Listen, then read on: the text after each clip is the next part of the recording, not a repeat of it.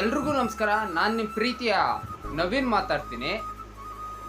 ನಿಮ್ಮದೇನಾದರೂ ಜಮೀನುಗಳಿದ್ದಾವೆ, ನೀವೇನಾದರೂ ಸೈಟ್ ತೊಗೊಂಡಿದ್ದೀರಾ, ಈಗ ಎಲ್ಲೋ ಜಾಬ್ ಮಾಡ್ತಾ ಇರ್ತೀರಾ, ಒಂದು 10 ಕಿಲೋಮೀಟ್ರ್ 20 ಕಿಲೋಮೀಟ್ರ್ ಜಮೀನು ತೊಗೊಂಡಿರ್ತೀರಾ, ಇಲ್ಲ ಊರಲ್ಲಿ ಜಮೀನು ಇರ್ತದೆ, ಬೆಂಗಳೂರು ಮೈಸೂರು ಈ ಕಡೆ ಎಲ್ಲ ಕೆಲಸ ಮಾಡ್ತಿದ್ದೀರಾ ಅಂದರೆ ಅಕ್ರಮ ದಾಖಲೆ ಸೃಷ್ಟಿಕರ್ತರು ಇವತ್ತು ಕ್ರಿಯೇಟ್ ಆಗಿಬಿಟ್ಟಿದ್ದಾರೆ. ನಿಮ್ಮ ಜಮೀನಿನ ಬಗ್ಗೆ ನೀವು ಕಾಳಜಿ ವಹಿಸಿಲ್ಲ ಅಂದರೆ, ಜಮೀನು ಏನಾಗಿದೆ ಆ ದಾಖಲೆಗಳು ಚೆಕ್ ಮಾಡಿಲ್ಲ ಅಂದರೆ ಇದು ಭೂಗಳ್ಳರ ಪಾಲಾಗ್ತಾ ಇದೆ.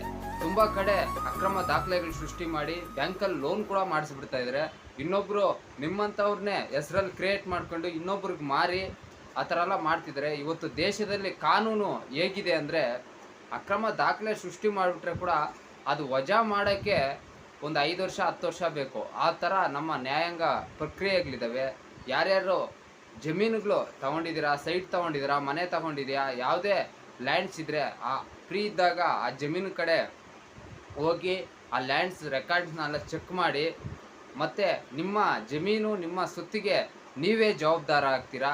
ಕಷ್ಟಪಟ್ಟು ಸಂಪಾದನೆ ಮಾಡಿರ್ತೀರಾ, ಯಾಮಾರಿದ್ರೆ ಜಮೀನು ಇಲ್ಲ, ದುಡ್ಡು ಇಲ್ಲ, ಸೈಟು ಇಲ್ಲ, ಆ ಥರ ಆಗಿಬಿಡ್ತದೆ. ದಂಧೆಕೋರರು ಅಕ್ರಮ ದಾಖಲೆ ಸೃಷ್ಟಿ ಅಯೋಗ್ಯರು ತುಂಬ ಕಡೆ ಸೃಷ್ಟಿ ಆಗಿಬಿಟ್ಟಿದ್ದಾರೆ.